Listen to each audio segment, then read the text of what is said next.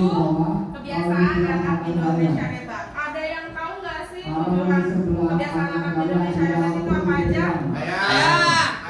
Apa pada satu aja sebutin? Bangun pagi, Bu Guru. Apa ada? Tidur terus. Tidur cepat. Oke, lanjut tadi. Berolahraga ini. Beribadah.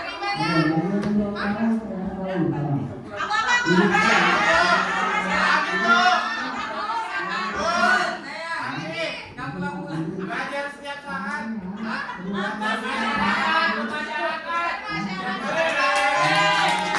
Jadi ini adalah presiden kita canangkan untuk Indonesia, perkembangan anak Indonesia untuk menuju Indonesia Emas 2045. Ya, anak-anak kita adalah masa depan ya. Jadi tujuan dari program ini adalah agar anak-anak kita itu punya skill, punya basic. Karena menurut saya dan mungkin sama menurut Bapak Ibu semua, tujuh kebiasaan anak Indonesia ini sebenarnya sering kita lakukan gitu kan. Cuma karena sekarang terkenal oleh gadget dan adanya perubahan zaman yang tidak bisa punya itu, jadi males gitu kan. Nah, makanya presiden dan wakil presiden mencanangkan ini agar Indonesia itu menjadi generasi, terutama anak-anaknya menjadi generasi emas yang menuju Indonesia Emas 2045 ya, agar berkarakter juga. Oke. Iya. Nah, ini tadi ya, 7 kebiasaan anak Indonesia hebat itu. Yang pertama adalah bangun pagi. Siapa yang tadi bapak ibunya atau bapak ibu guru bangun pagi? Saya. Berapa? Jadi, jangan. Jam setengah 3. Oke, keren. Setengah 3 baru bangun atau baru tidur? Bangun. Pagi. Bangun. Nah, yang kedua adalah beribadah. Ya, sebelum kita nanyain ke anak-anak, saya dulu deh yang mau nanya bapak ibu tadi sholat subuh nggak? Apa sholat? Iya, oke, bagus. Nah, selanjutnya adalah berolahraga ya. Berolahraga tadi juga kita sedikit punya tadi olahraga, walaupun nggak terlalu berkeringat tapi itu juga merupakan olahraga ya. Terus yang terakhir yang keempat adalah makan sehat dan bergizi. Ya, terus yang kelima gemar belajar, yang keenam bermasyarakat, dan yang terakhir adalah tidur cepat. Nah, ini tidur cepat. Ya, Bapak Ibu, jadi sekarang itu banyak sekali anak-anak kita ini yang saya dengar dari kelas saya sendiri, itu tidurnya paling cepat mereka jam 11. Menurut Bapak Ibu, apakah itu benar termasuk tidur cepat? Ya, standarnya ya, kalau sesuai standarnya tidur cepat itu paling lambat atau paling lambat itu mungkin jam 9, jam 9 ya, paling lambat. Namanya dibiasain dari sekarang, kalau bisa anak-anak harus tidur lebih cepat, paling nggak jam 8 sampai jam 9, jangan sampai lebih itu ya. Oke, sekarang kita kenapa? Ibunya nggak tidur. Ya, nggak tidur juga. Ibunya nggak tidur karena apa ya?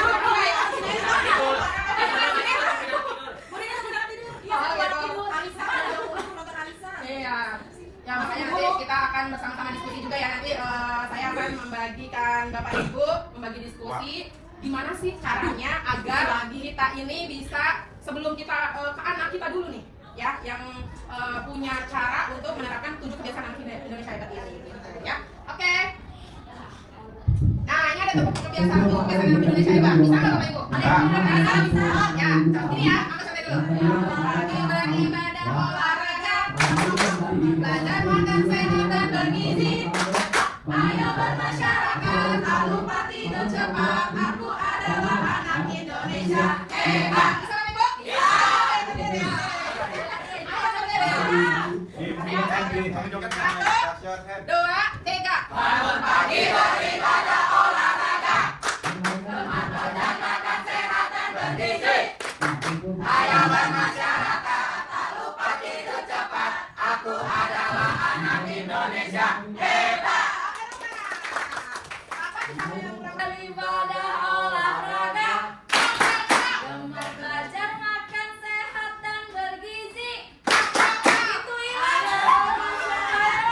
masyarakat, tak lupa tidur cepat. Aku adalah anak Indonesia hebat.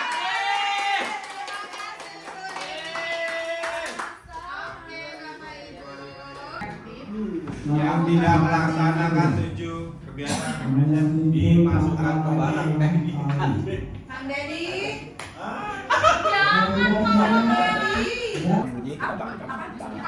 Upaya cara agar anak upaya bisa bermasyarakat itu apa? Ayo. Kan hanya sholat.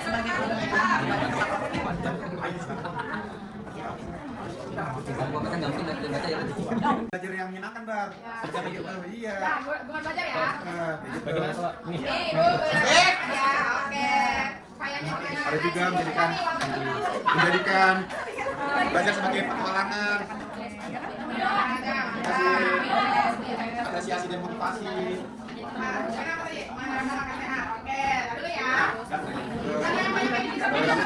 Ini bukan kayak lagi diskusi tuh, kayak lagi wawancara loh. Orang tua yang sangat besar.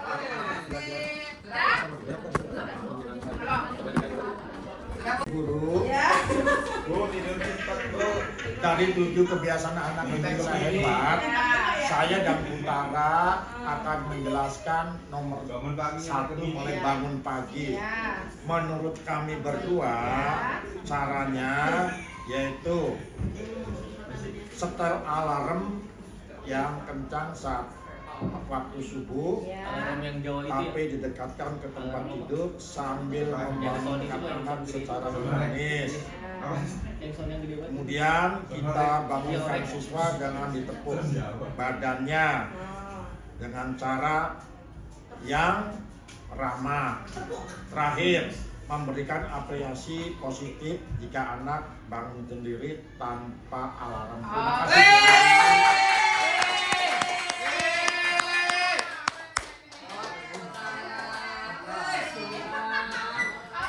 Trik kita Ya, berdasarkan hasil diskusi saya dengan Pak Adam Hadi Suseno Hadi Suara.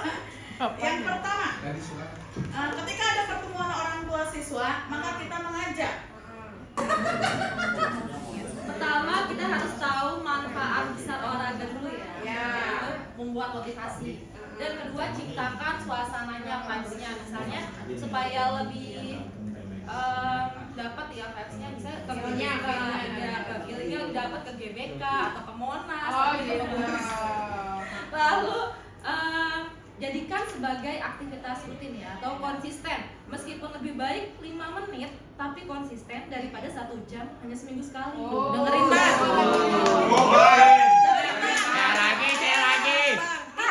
Saya lagi. Ini baru mau olahraga nih. Ya. Mending Yang tadi saya piket terakhir aja. memberikan, setelah kita berolahraga kan self reward diri sendiri ya. Misalnya habis olahraga capek langsung bisa minum Kopi gitu. Tidur. ya bisa minum yang segar, bisa jus gitu. Oh, gitu. Oke, Bisa mungkin reward ini kecil untuk diri sendiri ya. Sehat dan bergizi ya. Cara menerapkannya, yang pertama makan secara teratur. Ya. Yang kedua pilih makanan yang bergizi. Ya. Yang ketiga hindari makan yang tidak sehat. Yang keempat minum air yang cukup. Yang kelima makanlah dengan porsi yang tepat. Kemudian makan buah-buahan dan yang terakhir membeli bahan makanan yang segar. Oke, terima kasih. Dari saya dan Kodam sudah di-share dari majalah Tempo dan Kompas. Sudah banyak, cuma kita rangkum menjadi 3 saja, Ibu, Bapak ya. Yang pertama adalah kita harus mengkasih apresiasi jika anak berprestasi. Yang kedua, dukung hobi atau keinginan anak. Jadi semuanya yang anak ingin harus kita dukung. Biar tidak ada. Bapaknya keluar dari Biar tidak malas. orang tadi, Bang.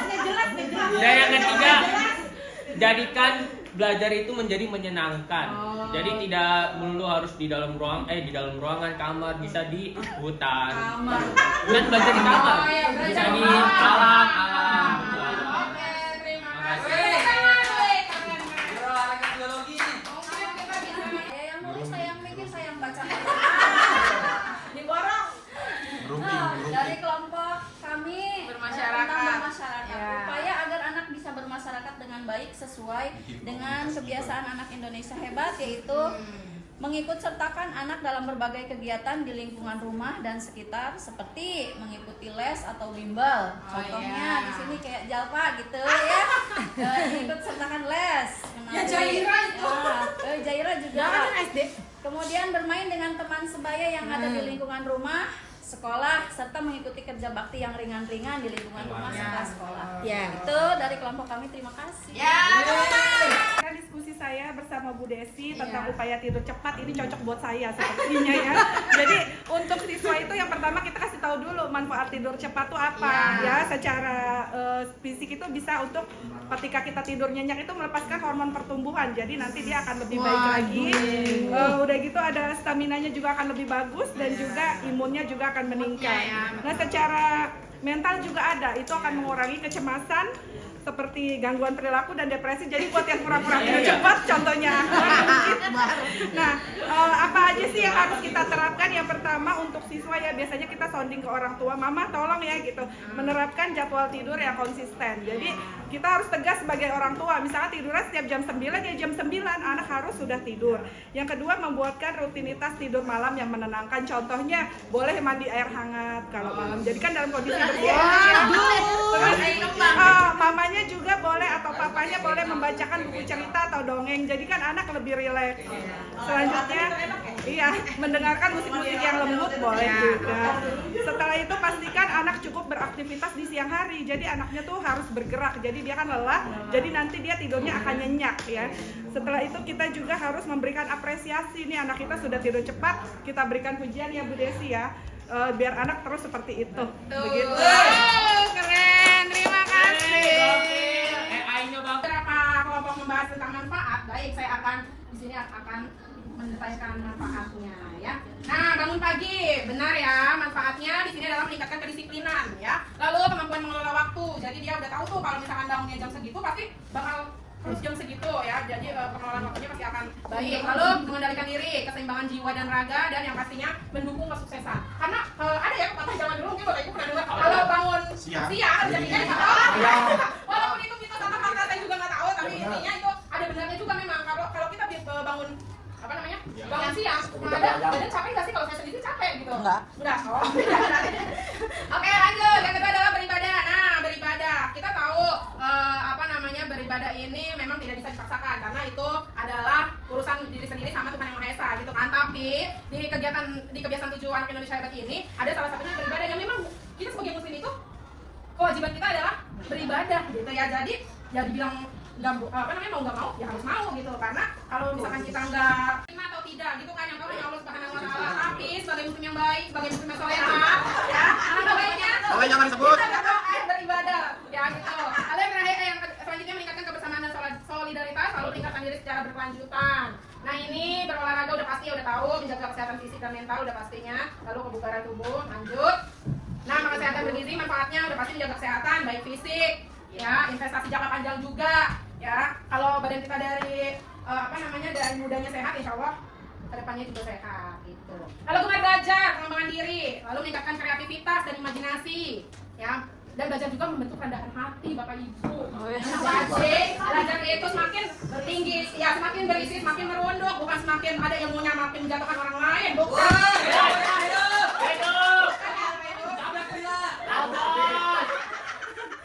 Dan ada empati kepada orang sekitar kita gitu. Lalu bermasyarakat. Nah ini juga ilmu yang banyak tapi tidak dimanfaatkan untuk bermasyarakat kepada tetangga kita, itu sama aja nol. Karena bermasyarakat ini kan emangnya kita juga manusia yang makhluk sosial, namanya sosial. Jadi kita harus bermasyarakat, kita harus menjalin keakraban dengan teman di sekitar kita, atau teman di rumah dan lain sebagainya ya. Bermasyarakat juga bisa menambah informasi. Apa tuh? Siapa itu? Nah, yang terakhir, kalau udah selesai bermasyarakat, udah capek benar kata Bu Erni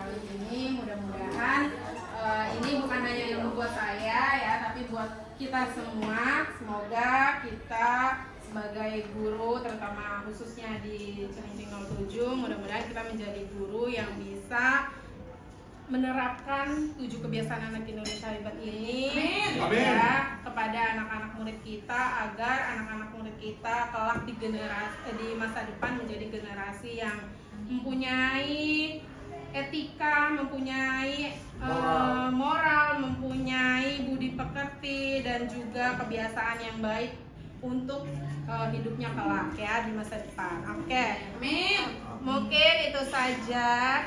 Terima kasih Bapak Ibu semua atas partisipasinya. Tepuk tangan dulu buat kita. Terima kasih. Saya akhiri, kurang lebihnya mohon maaf. Wassalamualaikum warahmatullahi wabarakatuh.